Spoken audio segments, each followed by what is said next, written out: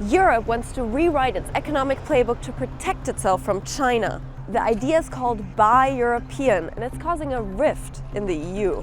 It's the first time Europe does something like this. Here's what you need to know. Jobs in manufacturing in the European Union are dwindling. One reason, cheap Chinese competition. Industries like car, steel, and green technology are among those hardest hit. The European Commission wants to reverse this decline. The plan is to give public money to these types of products only if they were made in Europe, at least partially.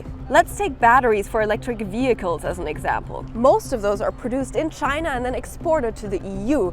This plan is meant to change that in two ways. First, companies need to produce at least 3 parts of the battery in Europe to receive public funding. And second, foreign battery makers investing in the EU will have to guarantee to create jobs here. That way, the EU is pushing Chinese battery makers to build more factories in Europe. This is mimicking, in a way, the conditionality that China has always had with European companies going to China and making their investments, building their plant, starting with the German car makers. But how is Buy European targeting China more than other countries? The idea is that the many countries that have trade agreements with the EU are exempt. China doesn't have one. Critics are warning that pushing car makers to use European batteries could drive up prices and eventually do more harm than good to Europe's economy. So it's sort of robbing Peter to pay Paul in that sense. That's why the plan is unpopular among export-oriented EU countries like Germany. Buy European